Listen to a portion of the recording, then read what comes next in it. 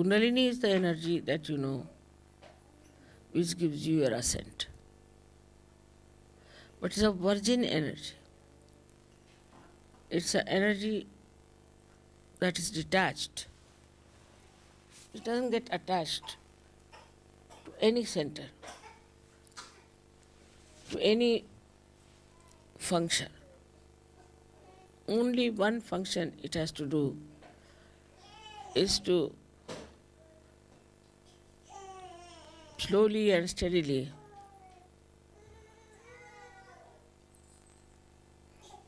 pass through all these centers, nourish them, give them whatever they like, whatever they want, whatever they can bear, and slowly and steadily open the sastra.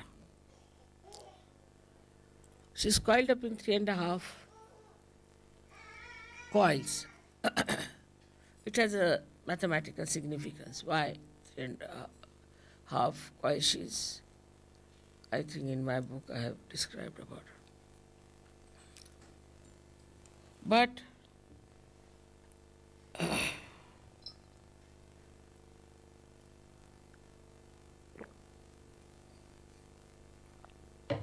though she is a virgin energy, still she is so wise, so sensible, so loving and so caring that when she rises, she doesn't give any complications to you.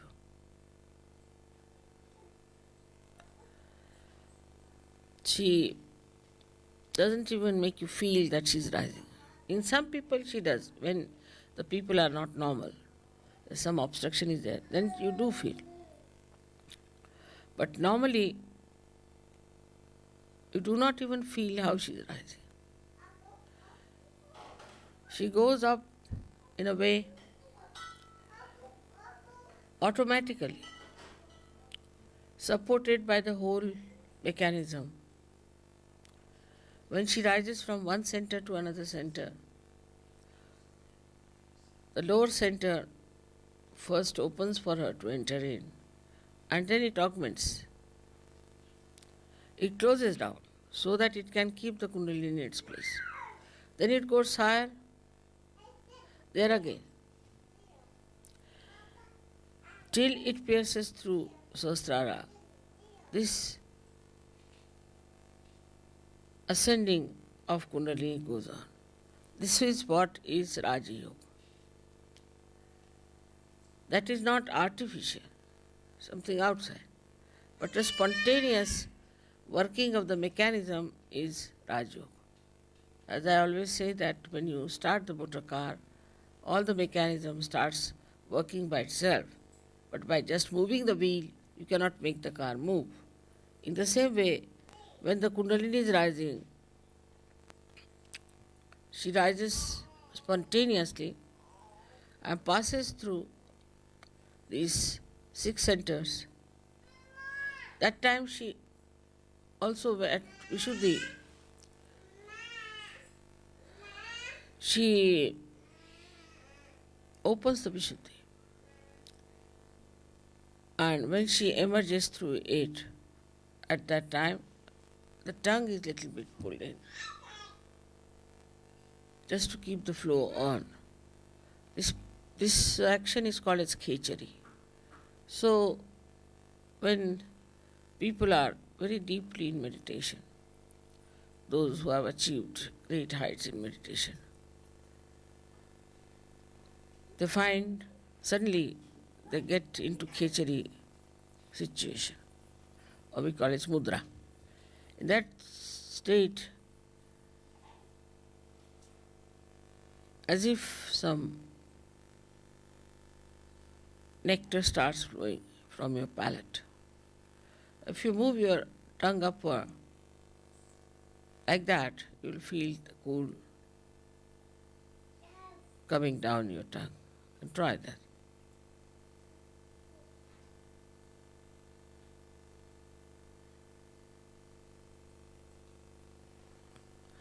Now this we don't have to do when you are in deep meditative state.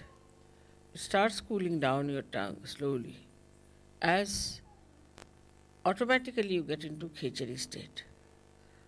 As far as Sahajogis are concerned today, there are very few who really feel that way. The reason is we do not meditate.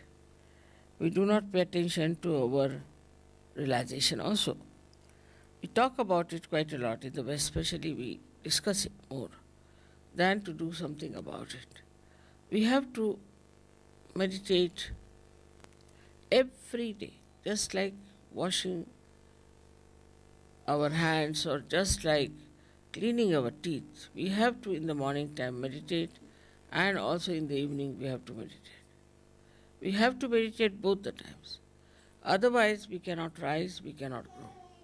Just to think that we are realized souls, you do not become. This cleansing has to be done every day, in and out.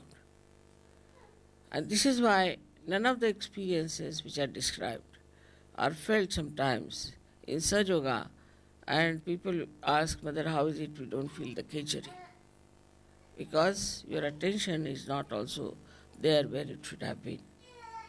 So one has to try to meditate in such a manner that this working of the Kundalini is facilitated.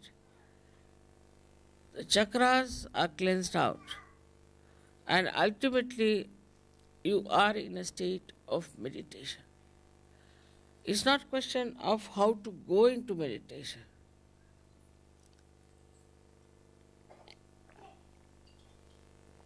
But it's the question how to be in meditation all the time. So as you know that Kundalini, when she reaches the Agya Chakra and when she opens Agya Chakra, then you can be in thoughtless awareness. Then you don't think. Thinking just stops. You watch everything, just watch. But you do not get involved into what you are watching, but you just watch. And that watching itself gives you the growth within.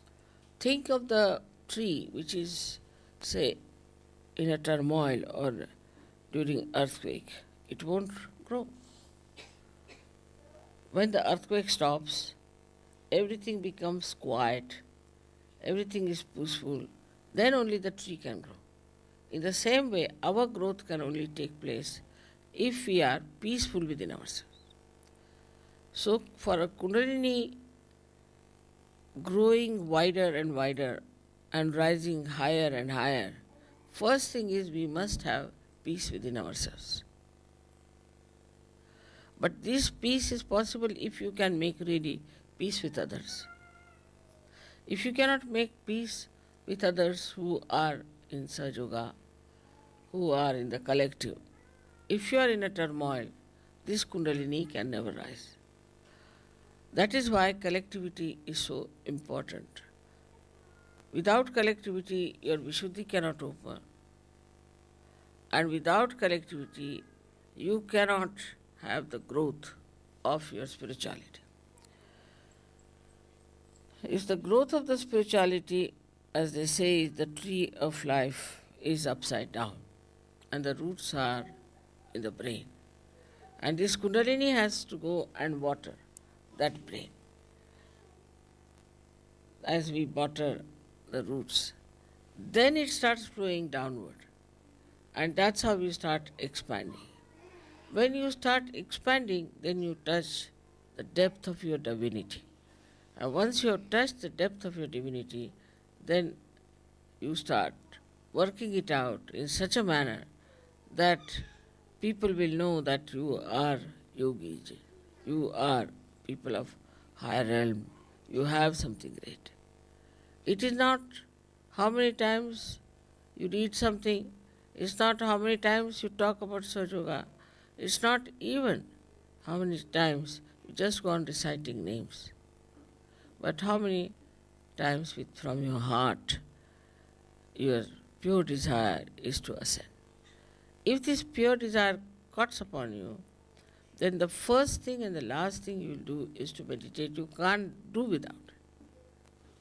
Even if you try, you can't do it without it. If you will sleep without meditating, you think, oh, I have not meditated. Not out of guilt, but I have missed something. I have missed something. That should happen to us.